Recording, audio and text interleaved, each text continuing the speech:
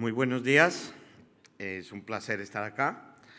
Un agradecimiento muy especial al doctor Santiago, a la FIAP, a la Junta Directiva de Asofondos por esta invitación. Siempre es un honor y un placer venir a este evento, al que ya he tenido la oportunidad de venir varias veces. Esta vez tengo la suerte de hacerlo para moderar un panel que es, dijéramos, muy importante y muy relevante para lo que está viviendo Colombia en este momento y sobre todo para lo que nos espera. Tenemos hacia futuro una discusión importante en materia pensional y por eso el título de este panel no puede ser más relevante para la situación que estamos viviendo. Vamos a tener el panel ¿cuál es la mejor reforma para un sistema de protección a la vejez? Y para acompañarlos en el panel tenemos aquí unos panelistas de lujo.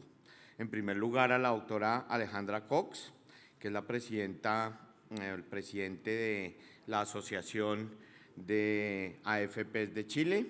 Aquí la doctora Cox es PhD en Economía de la Universidad de Chicago, ingeniera comercial y licenciada en Economía de la Universidad Católica de Chile y ha desempeñado varios cargos a lo largo de su exitosa carrera profesional en el Banco Mundial y en diversas instituciones tanto nacionales en Chile como internacionales. También tenemos a Nieves Lanzagorta García, que es la vicepresidenta de vinculación de la Asociación Mexicana de Administradora de Fondos de Retiro en México. La doctora Nieves es licenciada en Economía del Instituto Tecnológico Autónomo de México y tiene estudios de maestría en Políticas Comparadas de la Facultad Latinoamericana de Ciencias Sociales y ha desempeñado diversos cargos en su vida profesional en México en temas relacionados con las pensiones y la seguridad social. También tenemos a Kirsis Jaques, presidenta ejecutiva de la Asociación Dominicana de Administradoras de Fondos de Pensiones. Bienvenida, doctora Kirsis. Es economía con administración financiera, especialista en seguridad social, sistemas de pensiones y supervisión bancaria, y también tiene una amplia experiencia en este sector, tanto en su país como en instituciones multilaterales como el BID. Y por último, tenemos a nuestro anfitrión, al doctor Santiago Montenegro, que ha sido jefe mío varias veces, hoy lo volverá a hacer en este panel. El doctor Montenegro es economista y PhD en Economía de la Universidad de Oxford, exdirector de Planeación Nacional, una amplia carrera, ha sido decano de la Universidad de los Andes y hace unos años está dirigiendo Asofondos. Entonces creo que tenemos un panel de lujo y le damos la bienvenida a los panelistas. Muchas gracias.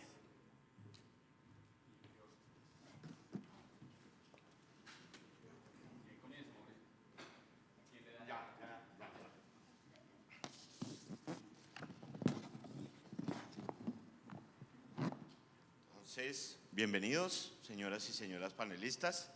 Ahora sí vamos a empezar con el contenido del panel. Como decía en la presentación, pues tenemos un título del panel muy relevante para lo que estamos viviendo ahora, que es ¿cuál es la mejor reforma para el sistema de protección a la vejez?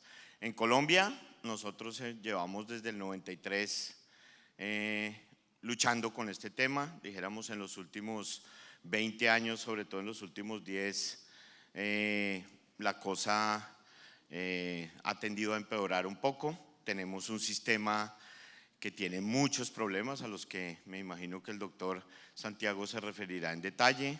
Es un sistema de baja cobertura tanto en la afiliación como en la pensión, un sistema muy caro para el fisco, es decir, gastamos cerca de 7 puntos del PIB en el pago de pensiones, de los cuales 3,5, 4 van a través del presupuesto nacional como puro subsidio, y ese subsidio se convierte en un subsidio para las poblaciones de mayores ingresos, es decir, es un sistema inequitativo.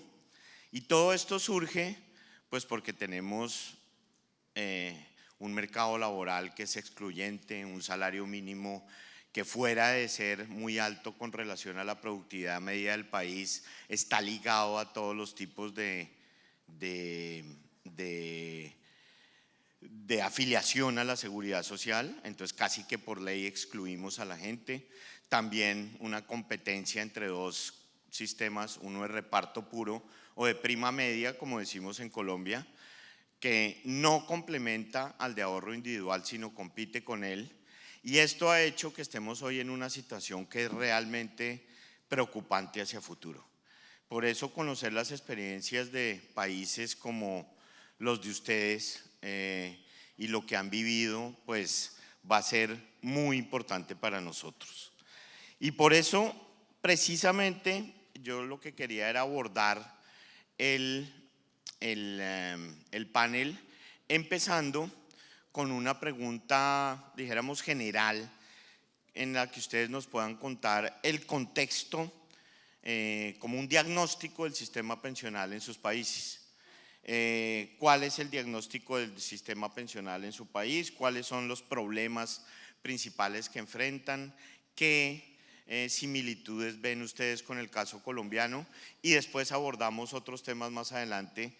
Si quiere, vamos empezando aquí en este mismo orden en el que estamos aquí en la mesa, y después vamos cambiando el orden. Entonces le doy la palabra, usted tiene su micrófono ahí, doctora, le doy la palabra para que nos cuente cuál es la experiencia y cómo ve el diagnóstico usted del sistema pensional en su país. Muchas gracias. Primero, gracias a su fondo, señor FIAP, por la invitación, excelente como siempre, y a todos los colombianos por la hospitalidad cartagenense. Nosotros en Dominicana tenemos un sistema que cumple 19 años, ahora en el 2022. Nacimos en el 2001 con una ley que vino prácticamente a crear un sistema de pensiones, porque al igual que como en la mayoría de los países de la región, que se crearon los institutos de seguridad social en las primeras décadas del siglo pasado, sin embargo en nuestro país no se desarrolló de manera universal y quedó la mayor parte de los trabajadores sin protección en pensiones. De modo que la reforma a la seguridad social que tuvimos en el 2001 en la parte de pensiones fue prácticamente crear un sistema de pensiones.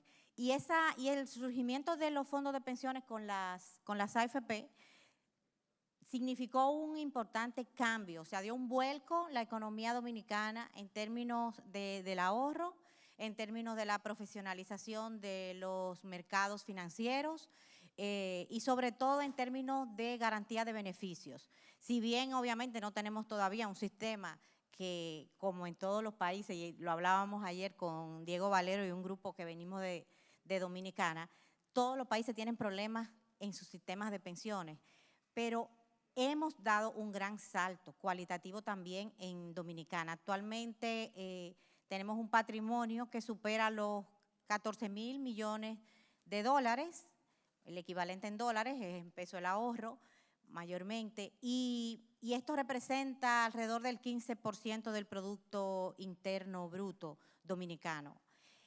Con el surgimiento de las AFP, incluso antes de que estuvieran, no teníamos ni siquiera calificadoras de riesgo. O sea, todo lo que se ha estado comentando del impacto de este ahorro en la economía se ve claramente reflejado en lo que es la República Dominicana.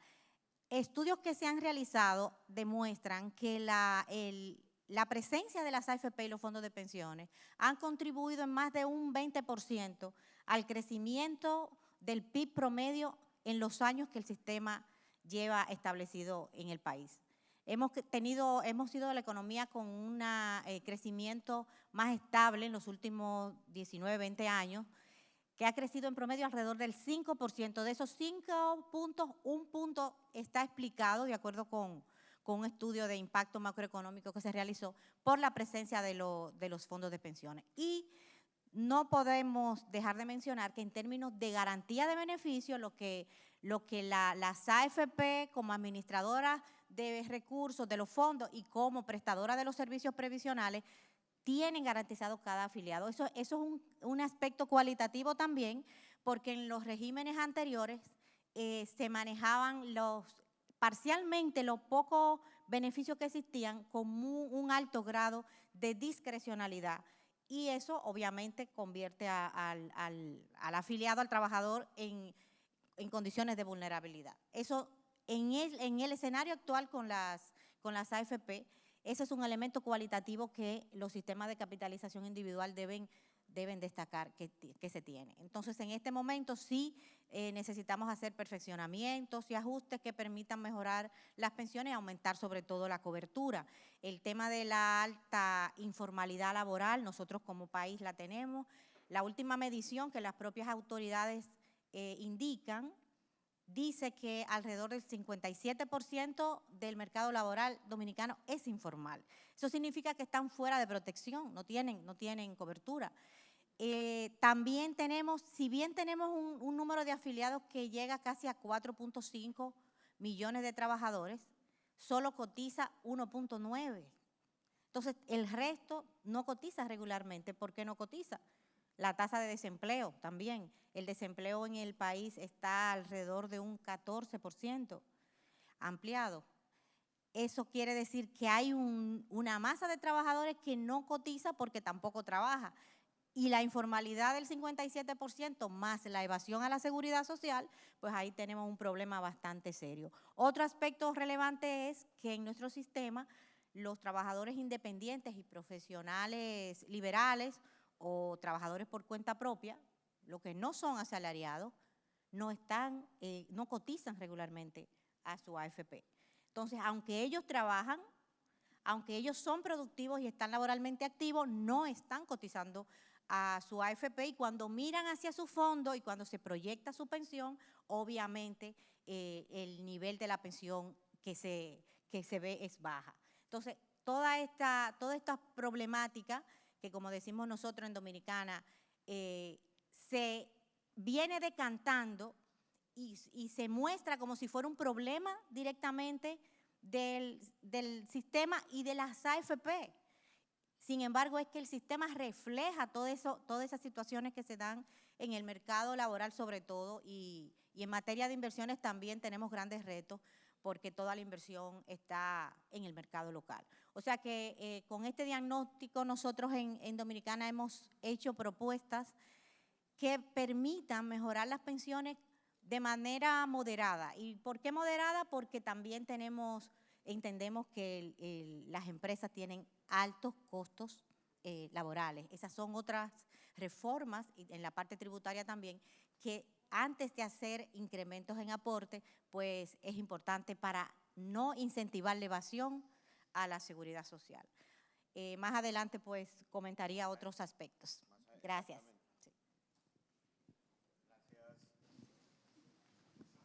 Bueno, gracias, doctora Kirsis.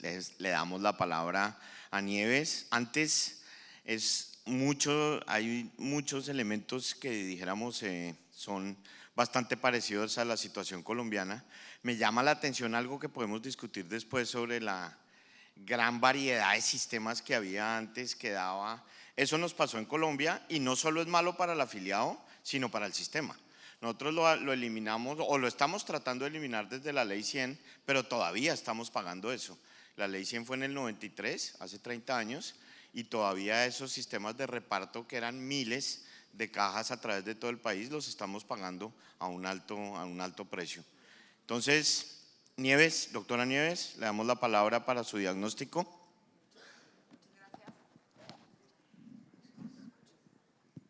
Bueno. Gracias. Gracias primero, Santiago, Asofondos, FIAP, por la invitación. Encantada de estar aquí. Y bueno, afortunadamente de México creo que venimos con buenas noticias.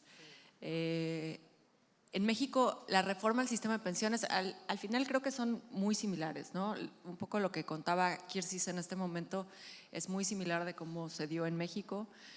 También existía y existe hasta cierto punto cierta fragmentación con sistemas locales aún, pero en 1997 se hizo esta transición a sistemas de capitalización individual en el que cada trabajador se hizo responsable de su pensión de alguna forma y se hizo propietario de sus ahorros y de su patrimonio, ¿no? De sus aportaciones al ahorro para el retiro. Y en ese sentido, hoy en día tenemos en México 70 millones de cuentas de ahorro para el retiro. 70 millones de mexicanos tienen una cuenta. En esas cuentas hay 5.1 billones de pesos, que equivalen más o menos a 261,000 millones de dólares americanos. Equivalen al 20% del PIB. Y bueno, claramente la existencia de esa cantidad de recursos invertidos en el largo plazo ha contribuido en forma muy relevante a la estabilidad macroeconómica del país. Creo que, y eso ha sido clave para toda Latinoamérica, las grandes crisis globales que se han dado en los últimos 20 años nos han afectado menos en Latinoamérica de lo que hubieran afectado en los 80s, por ejemplo, cuando no existían estos fondos de largo plazo invertidos. Por otra parte, en México existen 10 administradoras de fondos. Creo que ese es un esquema interesante porque existe la posibilidad para cada trabajador de definir si quiere que sus recursos sean administrados por cuál administradora, pero una de las administradoras es pública. Incluso si alguien quiere tomar la decisión de que sus recursos sean administrados por el Estado, puede hacerlo, ¿no? Puede decir, yo quiero que mis recursos estén en la administradora pública. Hay una administradora que es una asociación público-privada y las otras 8 son empresas privadas. Y bueno, lo que sabíamos es, existía un problema en la definición de los parámetros del sistema iniciales, en donde la contribución que se hacía por trabajador era del 6.5% del salario de cada trabajador. Un 1% es aportado un poco más del 1% es aportado por el trabajador, 5% es aportado por el empleador y hay un pequeño subsidio que se llama cuota social, que es porcentual, que paga el gobierno sobre cada trabajador. Claramente el ahorro era insuficiente, el pronóstico, llevábamos muchos años diciendo no nos va a alcanzar este dinero, este ahorro, por mucho que los rendimientos han sido muy positivos. El rendimiento del sistema de ahorro para el retiro en México ha sido en promedio superior al 11% anual nominal, está cercano al 5,5% real. Sin embargo, el ahorro no era suficiente, ¿no? Entonces, finalmente en 2020 tuvimos la buena noticia de una reforma que incrementó las contribuciones. El presidente de la República dijo, necesitamos mejorar las pensiones, y con el capital político que tiene el presidente López Obrador en México, era la persona adecuada realmente para decir, vamos a hacerlo.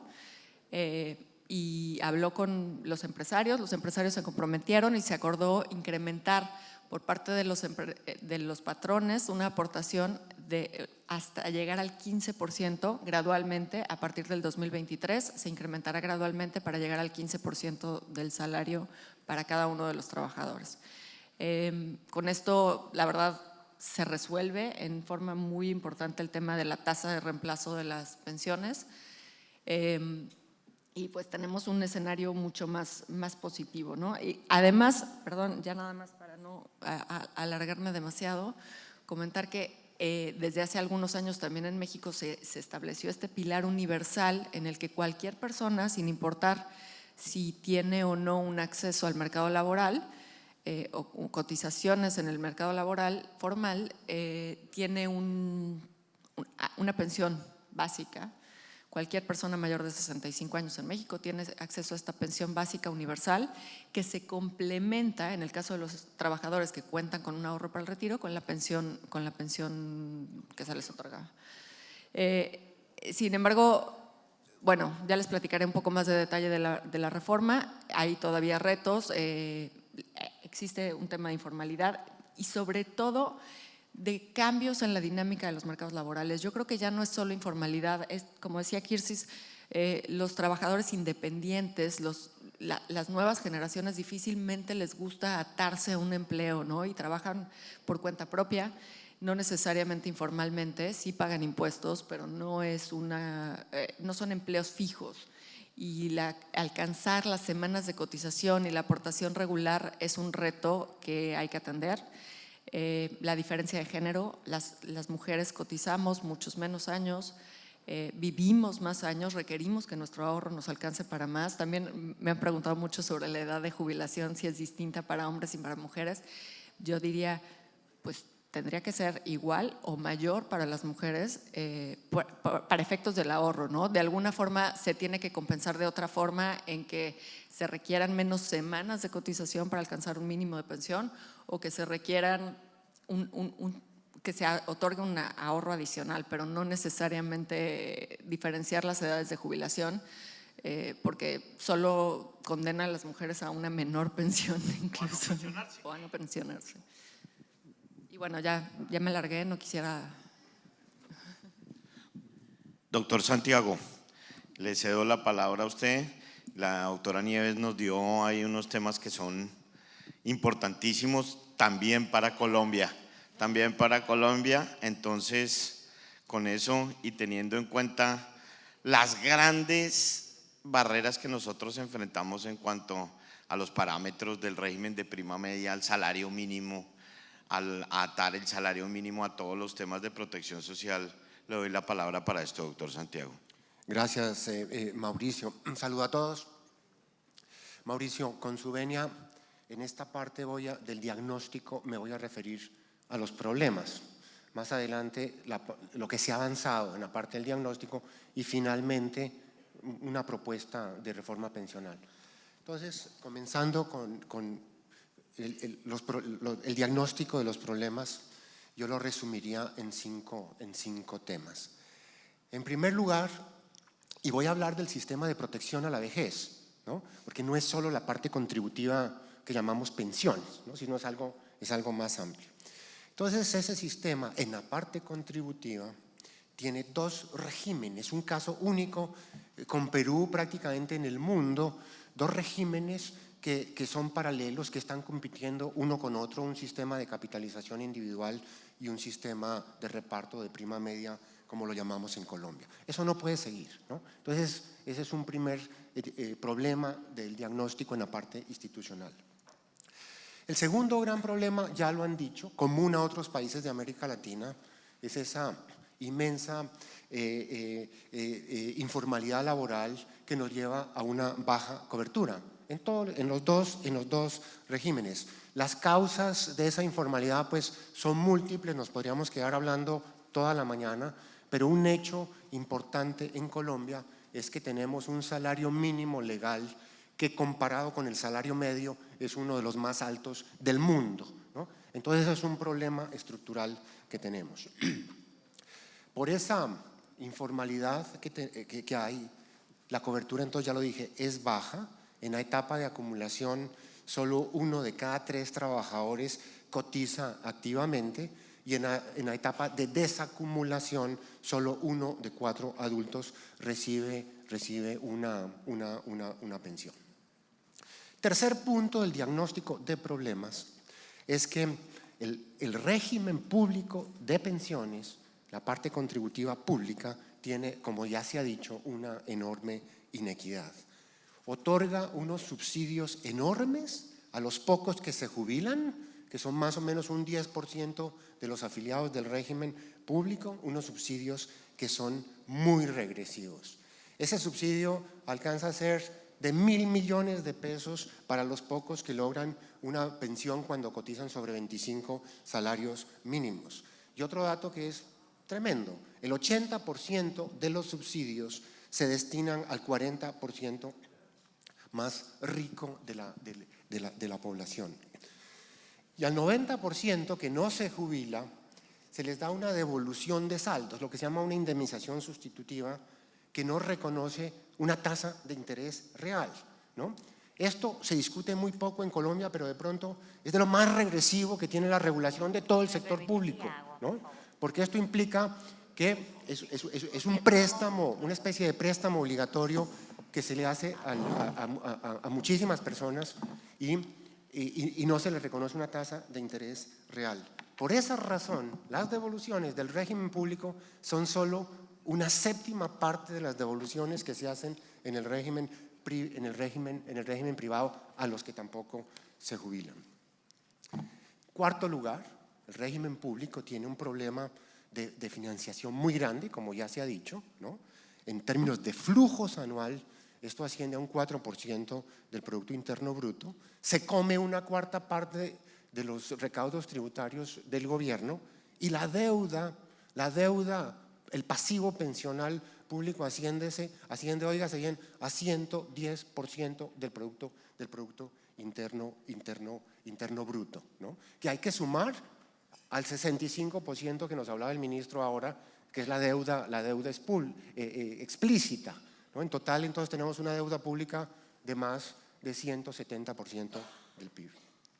Y finalmente, como parte del diagnóstico, quiero citar, digamos, dos problemas, o básicamente un problema estructural que enfrenta en Colombia, pero en todas partes, los regímenes de reparto. Y es que los regímenes de reparto son unas verdaderas pirámides financieras, ¿no? Unas estructuras piramidales que son insostenibles en el largo plazo. ¿Por qué? Porque por el envejecimiento de la población, por el hecho de que las mujeres están teniendo cada vez menos hijos, ¿no? Hace 50 años en Colombia las mujeres tenían en promedio más de 7 hijos, hoy son menos de 2 hijos. Entonces cada vez hay menos cotizantes activos y hay cada vez mayores adultos, mayores abuelitos, ¿no? Entonces esto hace que la relación entre cotizantes activos y adultos, que hace 50 años era 11, en Colombia sean menos de 5 hoy, a mediados de siglo será solo 2, a final de siglo solo 1, ¿no? Entonces los jóvenes de hoy que están cotizando para financiar las pensiones a los abuelitos, ¿no? Cuando ellos sean abuelitos, no habrá suficientes jóvenes en un sistema de reparto para que les paguen las pensiones. Eso es un esquema piramidal y ese problema lo tenemos en Colombia y lo tienen todos los sistemas de reparto en el mundo, en los países europeos, en todas partes. Entonces termino ahí esa parte, doctor Mauricio. Muchas gracias, doctor Santiago. Más adelante ahí hablaré algo a ese respecto. Por ahora le damos la palabra a la doctora Alejandra. La experiencia de Chile es muy importante para todos, pues porque fue pionera en estos temas. Entonces, doctora Alejandra, por favor. Muchas gracias, Mauricio. Muchas gracias a Sofondos. Estoy encantada de estar en esta reunión. Efectivamente, nuestro sistema en Chile ya lleva más de 40 años. Es un sistema que se puede considerar madurando. Desde el punto de vista de rankings internacionales y la forma en cómo se observa nuestro sistema desde afuera, estamos en una muy buena posición. El ranking de Mercer, que ustedes escucharon ayer, pone a Chile en su última evaluación en lugar 16, es el primero de Latinoamérica. Está muy bien catalogado en términos de su sostenibilidad financiera y de su integridad. Es un sistema que está bien evaluado en el sentido de que tiene una buena estructura y está bien regulado. No nos va bien en suficiencia en el nivel de las pensiones y es eso justamente lo que me lleva a hablar del problema que tenemos hoy en día. El sistema en Chile está muy cuestionado porque justamente las personas han llegado a su momento de pensión y se han encontrado con valores de pensión en promedio que están por debajo de lo que esperaban. Ahora, para poner el sistema con claridad frente a ustedes, déjenme contarles que se trata de un sistema de 3 pilares, donde hay un pilar solidario destinado a mejorar las pensiones de las personas que tienen niveles más bajos de ingreso. Ese pilar solidario se financia con impuestos generales en Chile y sobre ello el pilar contributivo obligatorio para el cual se aporta un 10% del salario a una cuenta de ahorro individual, sobre la cual se generan retornos de inversión y eso es lo que determina el monto de pensión una vez que las personas llegan, las mujeres a los 60 se pueden pensionar y los hombres a los 65. Además, existen incentivos para ahorro voluntario, pero esto todavía no es un elemento de nuestro sistema de pensiones que sea suficientemente importante. Ahora, las pensiones obviamente que van a ser función de esta tasa de aportes, del número de años que las personas contribuyen, de la rentabilidad que estos aportes obtengan y del número de años que haya que financiar al llegar a la edad de pensión. En el año 81, cuando el sistema se iniciaba, la expectativa de vida a los 65 años era de 16 años. Hoy en día es de 22. Hemos aumentado nuestra expectativa de vida en 6 años en promedio y tenemos los mismos aportes y la misma edad de pensión. Por lo tanto, cuando llegamos a establecer cuáles son efectivamente los montos de pensión obtenidas, ustedes pueden imaginar cómo este aumento en el número de años que tenemos que financiar afecta los valores de la pensión que las personas obtienen. A pesar de que si uno calcula el beneficio promedio dividido por el número de años, por el salario promedio, pongamos los 35 mejores años de cada persona, esa tasa de reemplazo calculada de esa forma es del orden del 80% para los hombres y del 65% para las mujeres. Resulta que lo que las personas evalúan cuando se pensionan es cuánto este beneficio, cómo se compara con el último salario. Eso es naturalmente lo que las personas consideran. Entonces, ¿qué es lo que ha pasado? ¿Por qué este cuestionamiento y esta distancia entre lo que la gente espera y lo que han obtenido?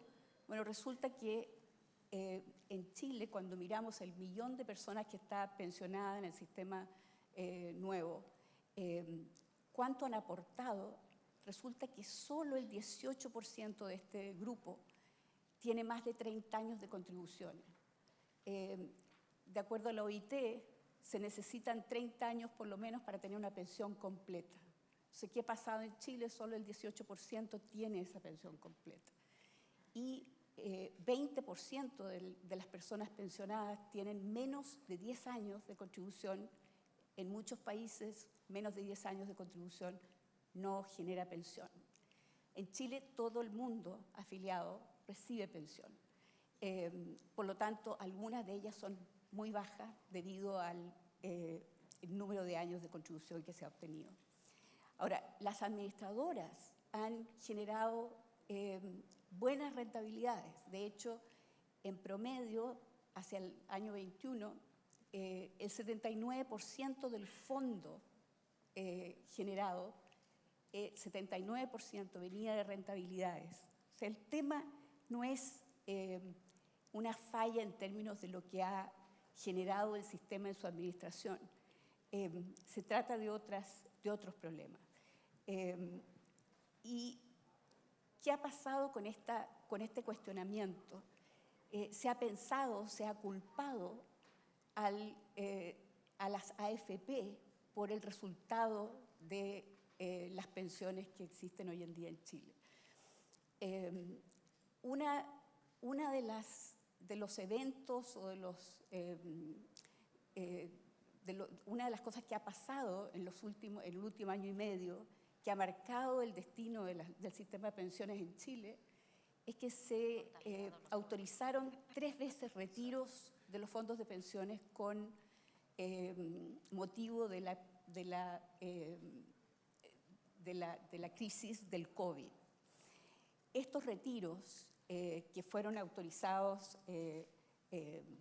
digamos, con una presión del Congreso más allá de sus atribuciones normales, generaron una situación en la cual, por un lado, las personas, por primera vez, digo, el grueso de la población, por primera vez reconoció que tenía reales fondos ahorrados en el sistema y empezó a valorar con mucha fuerza la propiedad de sus ahorros y el derecho que ellos tienen sobre sus ahorros. Las AFP se encontraron en ese momento con una obligación nunca antes vista de operar millones de transacciones. En total, durante los 3 retiros se hicieron 28 millones de retiros en Chile, y más, incluyendo una serie de operaciones que alcanzan casi a 1 millón de retiros para pagar pensiones alimenticias. Estos son beneficios que típicamente madres de familia tienen por ley, pero que los deudores, los padres normalmente, no quiero ser sexista en esta, pero es típica de la situación, que son madres de familia, tuvieron en esta ocasión la oportunidad de conseguir estos pagos porque el Estado obligó, el Congreso, digamos, obligó a que los retiros de fondos de los deudores, en vez de destinarse a ellos mismos, se pagaran primero a los niños a los cuales se les adeudaba. Todas esas transacciones las hicieron las AFP en tiempo y forma, cuando su rol normal es un rol de manejar fondos, administrarlos y pagar algunas de las pensiones de retiro programado. Este proceso, durante el último año y medio, ha vuelto a legitimizar hasta cierto punto el rol de las administradores, pero por sobre todas las cosas ha hecho que las personas valoren los ahorros que tienen en el sistema. Creo que con esto los dejo en la situación que existe en Chile hoy en día, y vamos a hablar de los grandes avances que hemos hecho durante los últimos años y qué viene para adelante en las próximas rondas. Gracias, doctora Alejandra. Todos, pero especialmente Santiago y Alejandra mencionaron ahora, pues que hay un problema de fondo con el régimen de reparto, lo que en Colombia llamamos prima media, que está ligado pues al envejecimiento de la población y a otros problemas estructurales que no cambiarán. O sea, hacia futuro se van a desempeorar más. Eso no tiende a mejorar. Y en Colombia, dijéramos, ese problema es aún peor, dado que en Colombia pues los parámetros están altamente, dijéramos, puestos donde no toca, y por eso se generan unos subsidios altamente inequitativos. Uno de ellos es lo que mencionaba Nieves, que las mujeres coticen menos tiempo que los hombres con un argumento de equidad, que lo que hace al final es lo contrario, ¿sí? Es evitar que las mujeres se pensionen, o hace que se pensionen con una pensión aún menor. También existen problemas de que la edad es baja, la tasa de reemplazo es alta, y eso pues nos ha llevado a la situación en la que estamos. Y para introducir el tema del que quiero hablar ahora, que es el tema de los avances y las cosas que se han hecho mal en estos países, simplemente quiero decir una cosa: ese tema de los sistemas de reparto no es un tema exclusivo de Colombia ni de los países que están acá. Es decir, países que todos hemos considerado que son los adalides de la equidad y de los estados de bienestar, como Alemania, que entre otras cosas fue el que se inventó este sistema. El canciller Bismarck, por allá a finales del siglo XIX, se inventó el sistema bismarckiano, que es el sistema de reparto. Alemania desde el 92 está tratando de echarlo para atrás, o sea, lleva 30 años. Ha hecho reformas en el 2002, en el 2003, en el 2004, en el 2005. Ya lleva la tasa de cotización en 21%, y de manera sorpresiva incluyó un pilar de contribución en un país en el que nunca pensamos que iba a pasar, reconociendo que el sistema de reparto era inviable. Uruguay renegó de sus pensiones en algún momento, simplemente porque no las pudo pagar. Francia hace 20 años está tratando de luchar contra un sistema al que no puede pagar. Entonces, es un problema, dijéramos, generalizado y que no nos estamos inventando y que realmente tenemos que atacar, porque uno no puede seguir dedicando el 4% del PIB de Colombia a financiar un subsidio inequitativo que favorece a los más ricos. Entonces, con esa introducción empiezo con el perdón de las damas. Como Santiago fue el que mencionó el tema, empiezo con Santiago para que nos hable un poco sobre, con esa pequeña introducción, qué hemos hecho bien acá en Colombia y qué hemos hecho mal, en qué hemos avanzado y en qué hemos retrocedido, dijéramos, desde la Ley 100 en el 93. No. Voy a mencionar 9 puntos de avances que hemos logrado, ¿no? Primer punto, el sistema de capitalización individual, ya se ha mencionado acá, ha alcanzado unos ahorros muy importantes, ¿no? Estamos hablando de unos 360 billones de pesos que son propiedad de los trabajadores colombianos, cifra que equivale a más de un 30% del Producto Interno Bruto, ¿no? Estos ahorros son producto de las cotizaciones, pero también de las rentabilidades que han tenido esos ahorros, una rentabilidad histórica promedio de un 8% en términos reales, ¿no? Una cifra excelente en Colombia y en cualquier parte del mundo. Esto implica que de esos 360 billones, un 70% son producto de esas rentabilidades, ¿no? Primer punto. La creación del RAIS, del régimen de capitalización, con la Ley 100 del año 93, ¿no? Implicó una caída del pasivo pensional público que había entonces, que era de 260% del PIB. Óigase bien, 260%. Hoy están 110, como dije antes, ¿no? Pero antes estaban 260, ¿no? Entonces eso lo presento también como algo favorable. En segundo lugar, el número… ¿Perdón? El tercero. El número de jubilados del RAIS, ¿no? Alcanza ya unos 250.000, ¿no? Muchas veces se preguntan, ¿por qué no son más? Bueno, no son más porque es un régimen muy joven. La edad promedio de nuestros afiliados son 35 años. El régimen de capitalización fue creado medio siglo después del régimen público, ¿no? Pero la cifra más importante que tiene que ver con esto es que los jubilados del régimen de capitalización están creciendo anualmente a una tasa del 18% anual. El régimen público crece a una tasa del 4%. Si mantenemos la regulación como está, a mediados de siglo van a haber en la parte contributiva 4 millones de jubilados, de los cuales 3 serán del régimen de ahorro individual y 1 del régimen de prima media. Cuarto, ya se ha mencionado y el día de ayer también se dijo sobre esto, los ahorros de los fondos de pensiones han ayudado a desarrollar el mercado de capitales y una asignación más eficiente de los recursos. Un estudio de Fedesarrollo, ¿no?, calcula que gracias a este ahorro, ahorro de los fondos de pensiones, la tasa de crecimiento del PIB de Colombia es por lo menos un medio punto porcentual más alta en forma permanente. Quinto, el RAIS ha ayudado a mejorar significativamente los estándares del gobierno corporativo de las empresas colombianas, incluyendo todos los criterios ESG, ¿no? Sexto,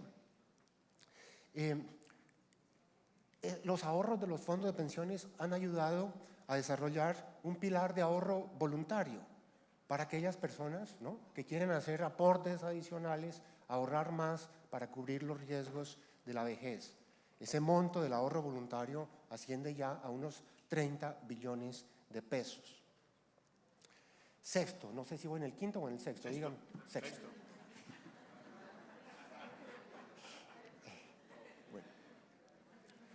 Quiero también señalar como un avance, ¿no? que dentro del sistema de protección a la vejez tenemos un pilar embrionario solidario que ya existe, que es Colombia Mayor, que queremos ampliar, y esto será parte de la propuesta que hacemos, ¿no?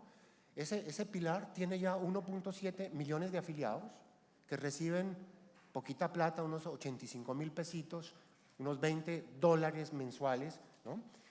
Seguramente, pues eso no es mucha plata, ¿no? Pero eso se puede ampliar, pero quiero señalar que ya existe ese pilar solidario. Séptimo, quiero señalar también que tenemos un pilar semicontributivo, los llamados beneficios económicos periódicos, que son de ahorro y capitalización, ¿no? Están diseñados para la etapa de acumulación, ¿no? Más adelante voy a explicar. La idea es, con esta misma idea, formar unas rentas vitalicias con las devoluciones de saldos de quienes no ayudan a financiar una pensión de por lo menos un salario mínimo, ¿no? Pero quiero decir que esto ya existe y es algo positivo. Octavo, un gran avance a nivel internacional que tiene que ver con lo que mencionábamos antes y Mauricio nos contaba.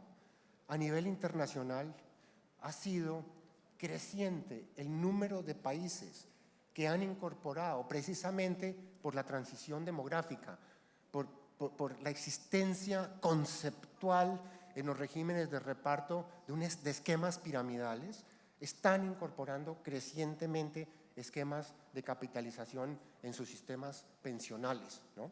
Hay un estudio de FIAP, una tabla que muestra cómo en el año 99 había solo 15 países que tenían sistemas únicos de capitalización o en forma mixta, solo 15 países, ¿no? Una década después esto había subido a 35, hoy son más de 42 y uno de los últimos países en anunciar un esquema de capitalización, como dijo Mauricio, es Alemania.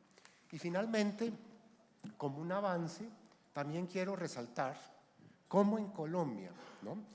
En un gran esfuerzo colectivo entre el gobierno, el Congreso de la República, los sectores académicos, los gremios, logramos convencer, ¿no?, a la sociedad, digamos, de que en medio de la pandemia no había que retirar los ahorros pensionales. Yo creo que esto fue algo muy importante en Colombia. Las centrales obreras, ¿no?, dirigidas, entre otros, por nuestro amigo fallecido Julio Roberto Gómez, que falleció precisamente a raíz del COVID, ¿no? Las centrales obreras llegaron al Congreso, en el foro que ustedes, señores y señoras congresistas, organizaron, a decir: no queremos retirar los ahorros pensionales porque eso es pan para hoy, es hambre para mañana, ¿no? Entonces quiero resaltar también que hemos logrado preservar eso. Se hicieron otras cosas, ¿no? Con el gobierno nacional trabajamos en un decreto para facilitar el retiro, no de los ahorros, sino de los fondos de cesantías para las personas que vieron disminuidos sus ingresos durante la pandemia. Eso es lo que quiero resaltar, doctor Mauricio. Muchas gracias, doctor Santiago. Si quieren, vamos, doctora Alejandra, y nos devolvemos para acá. Gracias. Ok, entonces me gustaría hablar de los grandes avances y partiendo desde el principio.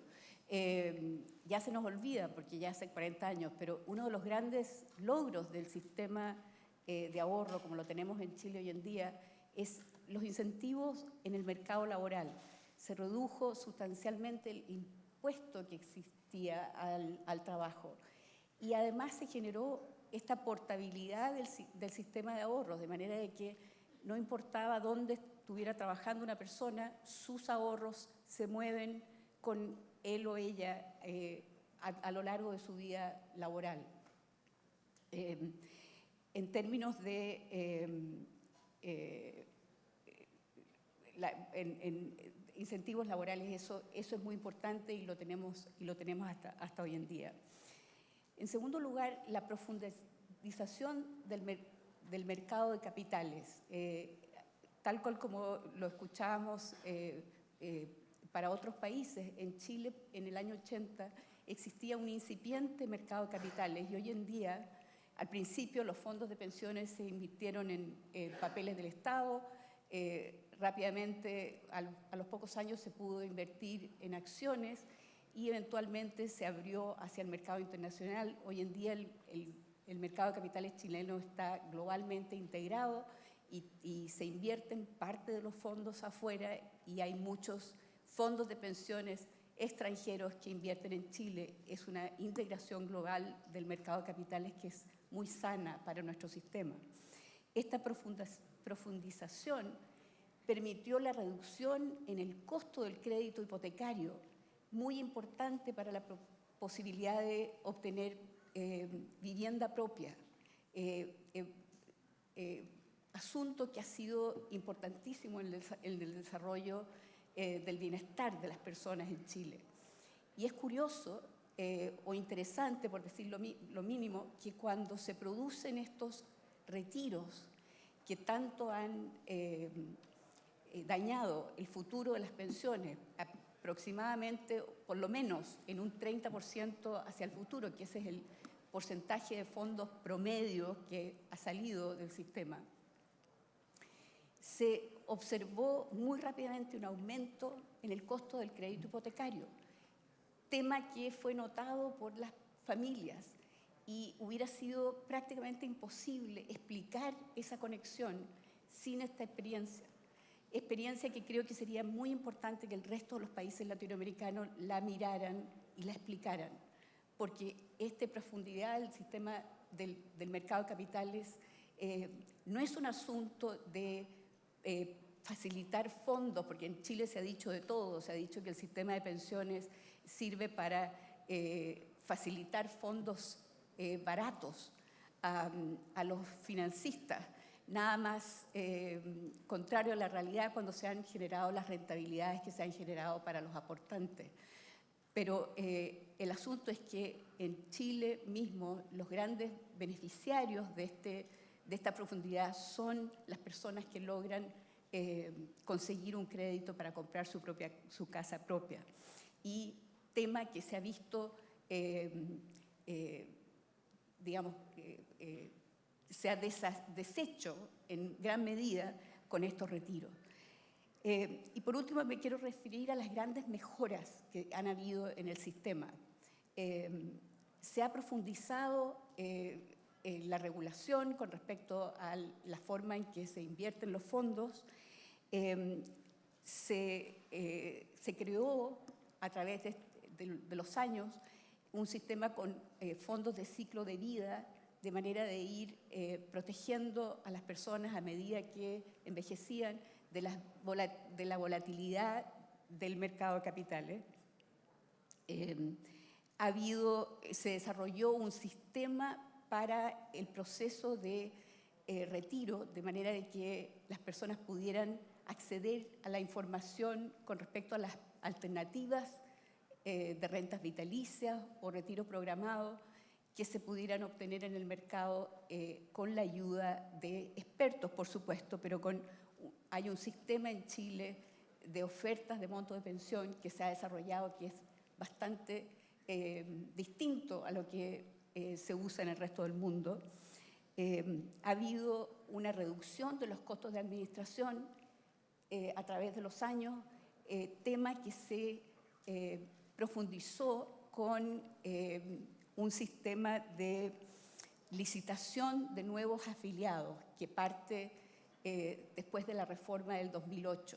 Esta licitación de nuevos afiliados implica que la AFP, que ofrece el costo más bajo de administración, se lleva a todos los afiliados nuevos por lo menos por un periodo de 3 años. Y por último, muy importante, el tema de la expansión del pilar solidario. Cuando el sistema empezó el año 81, el pilar solidario consistía en una pensión garantizada para las personas que tenían 20 años de contribución. Ese pilar solidario era muy limitado. Existía también una pensión asistencial para la gente en pobreza de 65 años o más, pero ambos programas tenían una cobertura limitada. A partir del 2008, el pilar solidario se amplió sustancialmente y se entregó a todas las personas mayores de 65 años un beneficio garantizado por el Estado siempre que estuvieran, este beneficio era focalizado, por lo tanto tenían que estar bajo un umbral de pobreza. Este pilar solidario se empezó a quedar corto en la medida en que la población pobre en Chile disminuyó y se presenta una situación en que es la clase media más vulnerable, la más necesitada de la ayuda del Estado.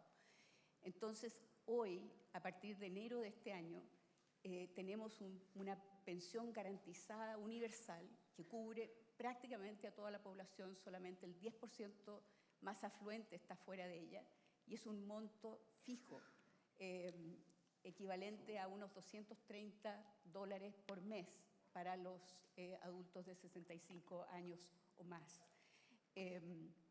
Estos han sido, me parece a mí, grandes avances en términos de la definición o la integración del sistema en sus tres pilares, cosa que desde mi punto de vista hasta el principio de este año el pilar solidario era limitado, acotado.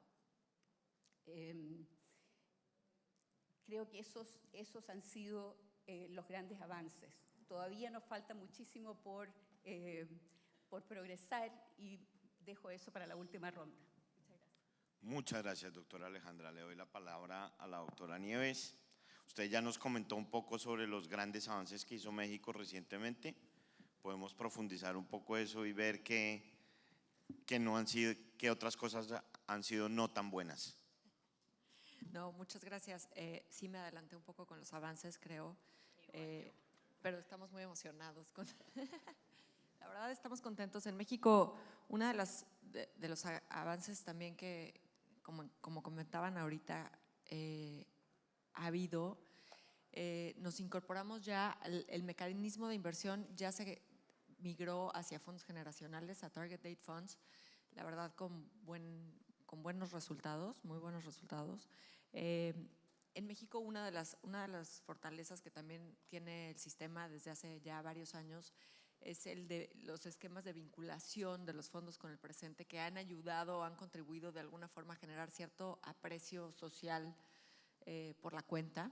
Y esto es que de pronto en México hay un mecanismo de retiro por desempleo de los fondos de pensiones, ¿no? Este mecanismo de retiro por desempleo establece que una persona que se encuentra fuera del mercado laboral formal, que se encuentra desempleada, puede acceder hasta un 10% de los fondos, aproximadamente, un poquito más, al 11%, o el equivalente a 3 meses de su último salario de cotización, para retirar en caso de desempleo una vez cada 5 años. ¿No? Si hay una pequeña penalización, solo se puede acceder a él si se está desempleado. Se restan semanas de cotización, lo cual reduce la probabilidad de alcanzar una pensión mínima garantizada, que ahorita les platico, y eso hace que haya como este aprecio de estos ahorros son míos, ahí están, existen, puedo acceder a ellos en caso de emergencia, pero además me resuelven un problema, una necesidad cuando no estoy pudiendo trabajar, ¿no? Este retiro por desempleo ahora en la pandemia, pues, tuvimos más de 2 millones de retiros por desempleo, pero no representaron un porcentaje relevante o grande para la administración total de los fondos. Sin embargo, sí todos conocemos a alguien en México que hizo un retiro por desempleo de su Afore y que esto le ayudó.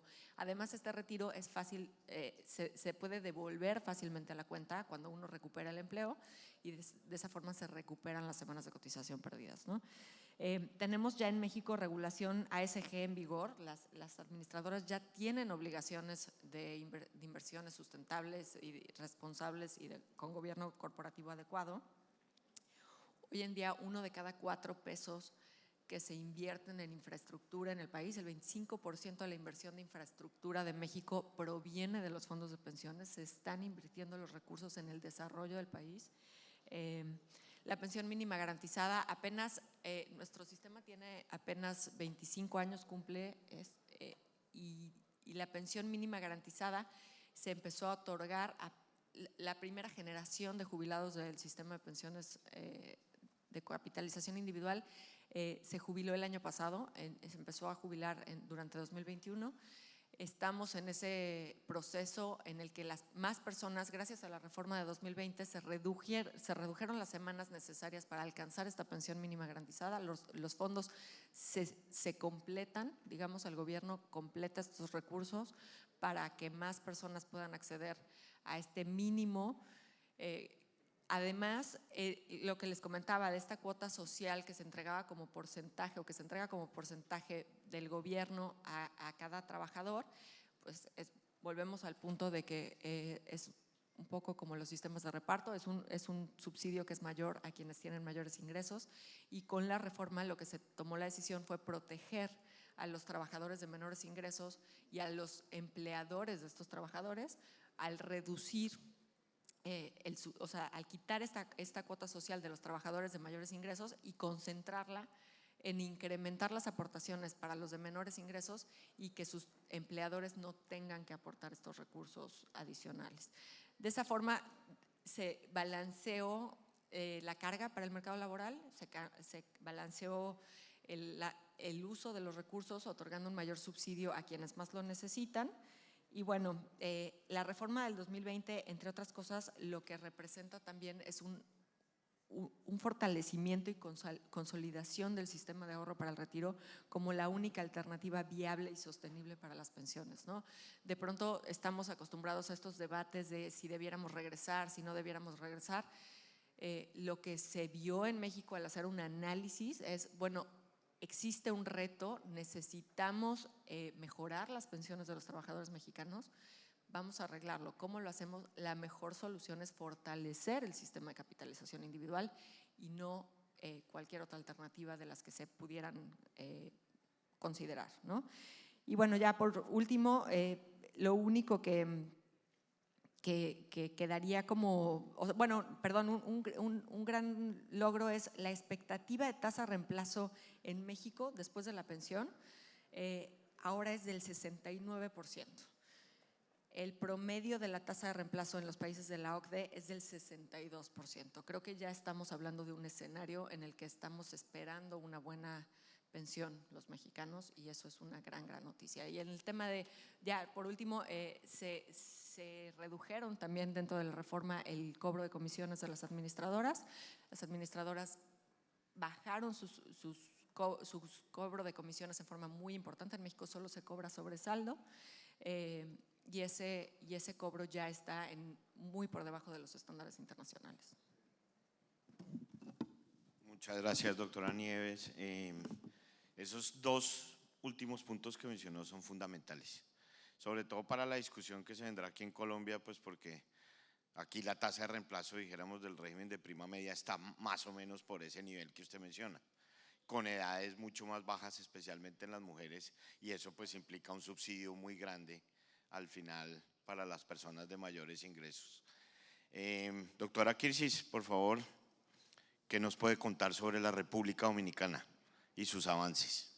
Sí, bueno, me adelanté un poco en la primera pregunta. No tiene sonido.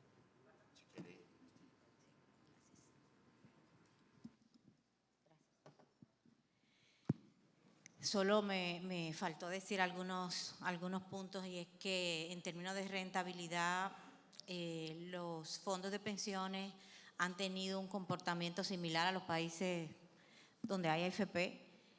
la rentabilidad histórica real se acerca al 6%, real histórica, y esto así porque al inicio del sistema, cuando se establecieron las AFP, hubo una crisis financiera en el país que golpeó realmente el arranque del sistema. Sin embargo, en los últimos 10 años, la rentabilidad real se ha ubicado por encima del 7%. Ahí comentaba yo que con Colombia la OCDE siempre evalúa a los países que no son OCDE y nosotros estamos, digamos, en ese rango de buena rentabilidad real de los fondos de los afiliados.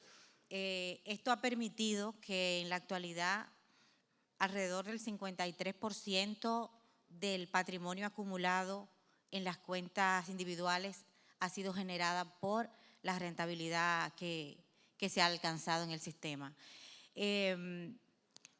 Válido decir que con respecto al tema de la crisis económica generada por el COVID, la demanda de tocar los fondos de pensiones, evidentemente el contagio de la región se ha visto presente también ligeramente en el país, pero no ha tenido un respaldo importante, no ha tenido respaldo realmente, porque la preservación de los fondos de los trabajadores en la República Dominicana ha contado con la defensa no solamente de la propia industria que menciona y puso en evidencia desde el principio que representaría esa decisión, sino también el propio gobierno, el propio sector sindical, el sector empresarial y también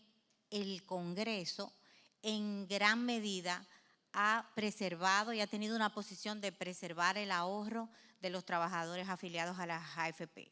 Entonces, ante esa situación se plantean también, igual que en otros países, alternativas y propuestas de volver al sistema de reparto. Pero evidentemente es claro que la inviabilidad del mismo no tiene adeptos. Incluso se hizo un estudio en el país sobre cuál sería el costo y es prácticamente inviable, ni siquiera en los primeros años, que como dice Santiago, realmente constituye un esquema piramidal el sistema de reparto.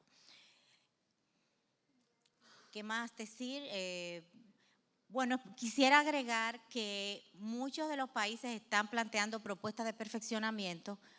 Sin embargo, el sistema dominicano tiene varios de esos elementos. Uno de ellos es que el aporte a pensiones tiene un componente relevante de financiamiento por parte del empleador. De lo que se cotiza en pensiones, el 70% lo aporta el empleador y el 30% lo aporta el trabajador.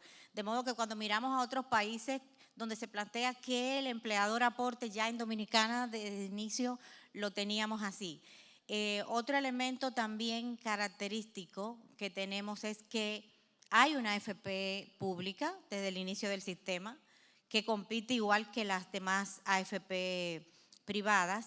Y otro elemento es que existe desde el principio lo que se llama el Fondo de Solidaridad Social, que no es más que un fondo solidario destinado a complementar las pensiones de los trabajadores del régimen contributivo que no logren por sí mismos acumular el patrimonio que le garantice su pensión. De modo que nosotros, como fuimos de la última generación de países en reformar, miramos todas las características de los demás y un elemento relevante también que le agrega alta eficiencia al sistema es el modelo centralizado de recaudo. Tenemos una tesorería de la Seguridad Social y una empresa procesadora de la base de datos que es Unipago, que ambas administran todo el sistema y prácticamente no hay ningún rezago. Eso le agrega una alta eficiencia. En términos de reforma, Ya vamos a hablar de la reforma. lo que hemos avanzado, porque ya se hizo. O sea, se hizo parcialmente una reforma en el año 2020, donde se otorgó a la Tesorería de la Seguridad Social autonomía presupuestaria, operativa, y personería jurídica, que no la tenía originalmente. Y también se cambió el esquema del cobro de comisión de una comisión complementaria sobre excedentes de rentabilidad a una sola comisión sobre saldo, que tiene una reducción escalonada cada año. Ya al año próximo la comisión baja a un 1.05 y se va a reducir hasta 0.75 en el 2028. Entonces, esto ya digamos que dimos un primer paso y tenemos, como usted bien señala, más adelante vamos a señalar propuestas específicas, porque básicamente el gran reto está en la incorporación de los que no están protegidos, aumentar la cobertura y, digamos, incorporar también a los informales. Hablaremos de esas propuestas en la siguiente ronda. Gracias. Exacto, gracias doctora Kirchner. Nos quedan 11 minutos, entonces les pido que en esta última respuesta por favor nos demoremos 3 minutos exactos por persona y vamos a hablar ya para concluir, después de todo lo que hemos oído, de las grandes dificultades que enfrenta el sistema de reparto, de los problemas de cobertura que tenemos. ¿Cuáles son los planteamientos de ustedes para que logremos, como decía Santiago al principio, un esquema de protección a la vejez que sea sostenible financieramente, que ponga los subsidios donde toca y que, por supuesto, cubra a toda la población que requiere cubrir? Dijéramos, esos son los presupuestos básicos, y si quiere empezamos, doctora Nieves, con usted. Yo muy rápidamente creo que los grandes retos ya se han comentado. Los grandes retos son el generar un mayor conocimiento, una mayor responsabilidad personal e individual sobre el ahorro para el retiro. Eso creo que es una diferencia que se ve en algunos países que no cuentan con esquemas obligatorios de pensiones, en donde muchas personas realmente son conscientes en lo individual sobre su retiro y sobre su ahorro. Yo creo que el encontrar formas creativas para integrar a las personas que están en la informalidad, para retribuir a las mujeres en el trabajo no remunerado, que incluya de cierta forma la pensión, y para generar verdadero aprecio y conocimiento de las personas sobre su ahorro, que sepamos que somos inversionistas todos, que sepamos que ese ahorro es nuestro, es nuestra propiedad y debemos procurarlo, conocerlo y defenderlo y hacerlo crecer definitivamente. Yo creo que esas son las claves, eso es el reto mayor que tiene no solo el sistema mexicano, sino todos. Que entendamos que las pensiones de antes no son. Ayer comentaba el doctor Valero, pues no pasemos de 100 a 0, ¿no? No nos pensionemos nada más mágicamente porque llegó mi cumpleaños, ya dejé de trabajar. Podemos encontrar la gradualidad incluso en la jubilación y encontrar mejores maneras de vivir la jubilación y las pensiones. Yo creo que esos son los retos principales y no me quiero robar más tiempo ya de los demás. Muchas gracias, doctora Nieves. Doctora Alejandra, por favor. Bueno, para nosotros en Chile la tarea primera es ponernos de acuerdo como país de cómo vamos a enfrentar el futuro de las pensiones, porque se ha planteado, el gobierno que tenemos recién electo, planteó el presidente Boric como su primera medida de programa de gobierno el terminar con las administradoras de fondos de pensiones. Esto es más que todo un slogan, habla de las administradoras de fondos de pensiones, pero es evidente que el país no puede tener un sistema de pensiones sin ahorro. Alguien lo tendrá que administrar, el ahorro que vamos a tener hacia el futuro, y las personas quieren tener propiedad de sus ahorros. Eso ahora más que 3 años atrás o 2 años atrás. Quieren tener propiedad y tampoco quieren entregarle esta propiedad necesariamente al Estado, porque se ha visto más que nunca la capacidad cortoplacista y la intención cortoplacista de los políticos en Chile en los últimos 2 años. Ha sido realmente escandalosa la forma en que han usado el mismo ahorro de las personas para entregarles supuestamente una ayuda para enfrentar el COVID. Entonces, está claro para las personas que la manera de enfrentar el futuro es con un manejo serio y resguardado de sus ahorros y quieren tener propiedad y tener la libertad de elegir quién le maneja los ahorros. Ese es el primer punto. El segundo es que tenemos que subir la contribución y por más de 10 años en Chile, 15, tal vez casi 20, se ha estado hablando de aumentar la contribución, pero ha habido una discusión con respecto a dónde va esa contribución, si va a las cuentas de ahorro individuales o si va a un fondo solidario. Esa es una discusión que finalmente tiene que saldarse para poder subir las contribuciones y tener un mejor financiamiento para las pensiones a futuro. Tenemos que empezar en Chile, por lo menos empezar a hablar de la edad de pensión, por lo menos hacia el futuro. No estamos hablando de cambiar la edad de pensión para mañana ni para el próximo año, sino que de aquí a un futuro para las generaciones que están entrando tal vez al mercado laboral. Tenemos que hablar.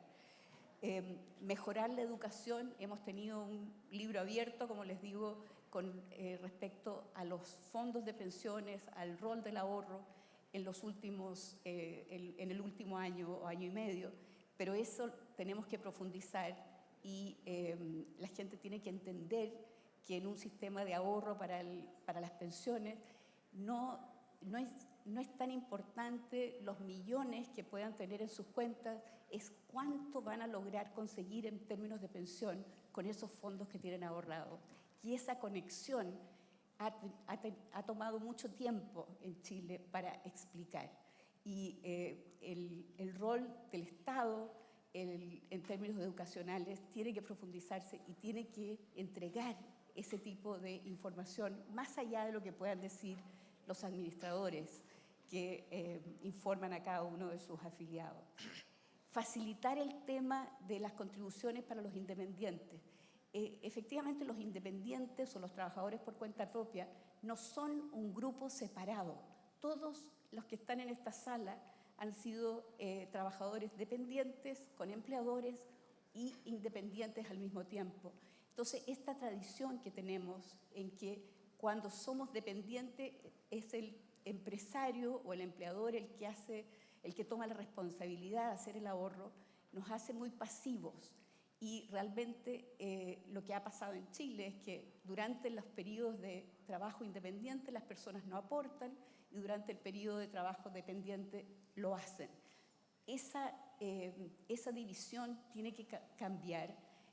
Tenemos como administradoras, tenemos que facilitar esa capacidad o ese momento de contribuir cuando las personas están solas. Y hay maneras de hacerlo y estamos trabajando en eso. En Chile hay hoy en día una nueva ley para los trabajadores de plataforma digital. Vamos a trabajar fuerte para que eso funcione. Y finalmente, expandir el ahorro voluntario, que hay incentivos impositivos para eso, pero no es suficiente. Necesitamos mejores canales, facilitadores para los ahorros voluntarios por defecto, la contribución de los empleadores para facilitar todo esto y programas de educación que combinen educación y ahorro voluntario. Aquí termino. Esos son los grandes retos. Gracias, doctora Alejandra. Doctora Kirchis, y terminamos después con Santiago. Sí, bueno, ¿qué más decir? Nosotros tenemos como sector una propuesta de perfeccionamiento del sistema fundamentada en la sostenibilidad, la equidad, la transparencia y que sea con el mismo nivel de pacto social con que logramos la reforma en el 2001. Esta propuesta recoge todos los aspectos que entendemos viables en este momento.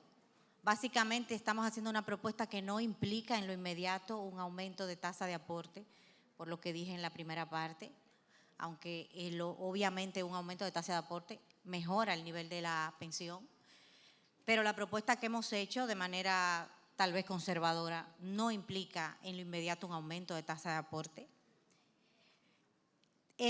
La propuesta nuestra se caracteriza por plantear la garantía de las pensiones mínimas contributivas y no contributivas.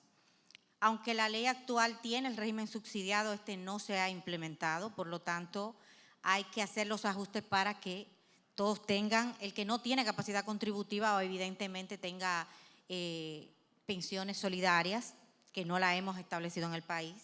Y las contributivas planteamos reducir los requisitos de tiempo para acceder al Fondo de Solidaridad Social, que es el que complementaría las pensiones de aquellos trabajadores que sí coticen, pero que no tengan suficiente fondo ni el tiempo para acceder a una pensión.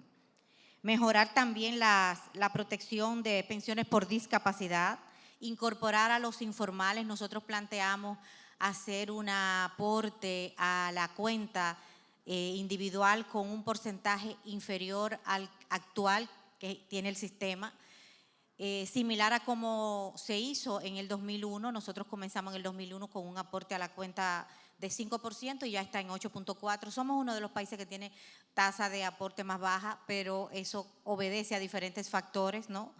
Deberemos llegar al momento en que la ajustemos para mejorarla. Incorporar, como decía, los informales de esta manera para que puedan mantener las unidades productivas y pasar, ¿no?, a la formalidad. Los independientes y sobre todo también incentivar el ahorro voluntario para los que tengan capacidad contributiva. Y en términos de las mujeres, como decía Nieves, también tomar en cuenta que las lagunas previsionales no les afecten. Cerrar solo diciendo que tenemos 2 días de una excelente jornada y que la verdad es que, contrario a cómo se plantea, el sistema de ahorro individual no es más que uno de los principales avances en términos económicos de los países, porque hace innegablemente democracia en la base al convertir a los trabajadores en inversionistas a través de las AFP que administran sus fondos. Y evidentemente sin ahorro no hay pensiones. Sin ahorro no hay pensiones y las economías de nuestros países han demostrado que este ahorro, como todos hemos comentado, ha impactado de manera significativa en la estabilidad y el crecimiento económico de nuestras economías. Y eso hay que preservarlo. De modo que la mejor reforma de pensiones es aquella que permita proteger la vulnerabilidad de los que no tienen capacidad contributiva, dar pensiones sostenibles para los que sí tengan capacidad de ahorro y seguir contribuyendo y siendo clave en la estabilidad de las economías y el desarrollo de nuestros mercados. Gracias. Gracias, doctora Kirsi. Santiago, para terminar el caso colombiano. Gracias.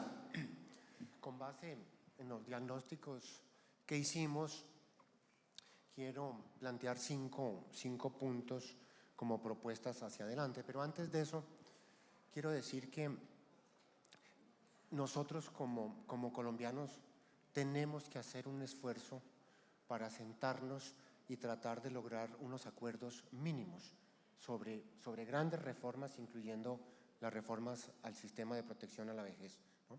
Sentarnos alrededor de una mesa, los sectores políticos, académicos, los gremios, con cifras, ¿no? Y discutir y deliberar racionalmente. Eso se puede hacer y debemos hacer un esfuerzo por hacerlo. Bueno, entonces cinco puntos. Dado lo anterior, es claro que en Colombia necesitamos un solo sistema de protección a la vejez y en la parte contributiva no podemos seguir con 2 regímenes que compiten unos con otros, ¿no? La discusión no puede ser entre si esto es público o esto es privado, ¿no? La discusión tampoco puede ser entre quién administra el sistema, si lo administra Colpensiones o las AFPs, no. Aquí puede haber y debe haber, en mi opinión, administradores públicos y privados, obviamente, operando bajo las mismas reglas de juego, ¿no?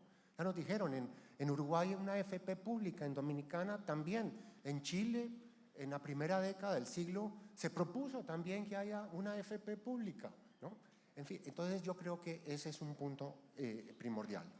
Segundo, debemos ampliar y fortalecer el embrionario pilar solidario que tenemos, lo que llamamos Colombia Mayor.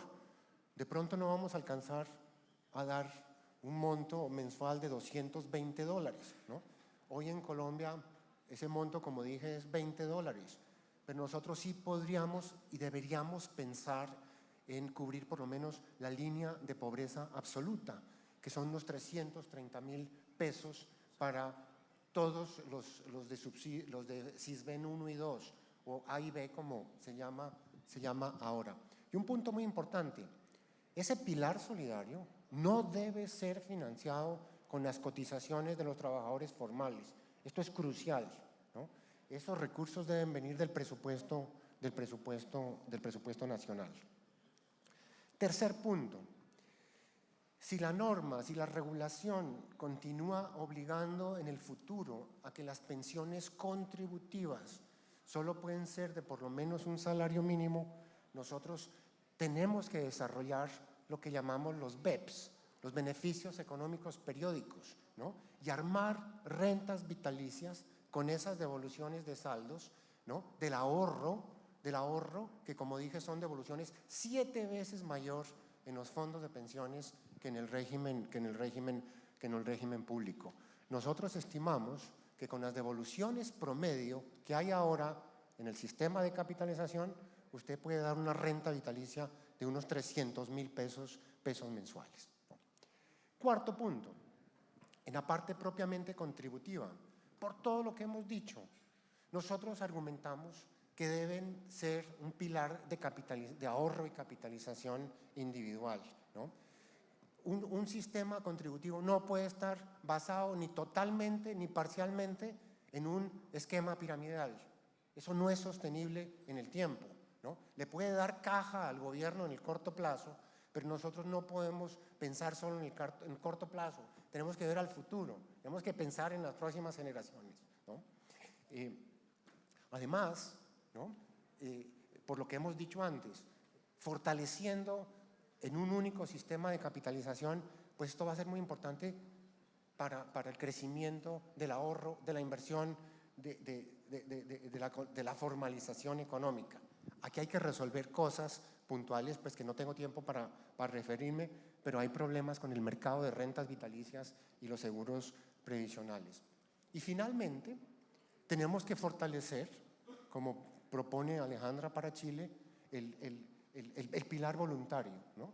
Los ahorros voluntarios. Ya existen en Colombia, tienen unos montos importantes de unos 30 billones de pesos, pero tenemos que seguir fortaleciendo. Termino ahí, doctor Mauricio.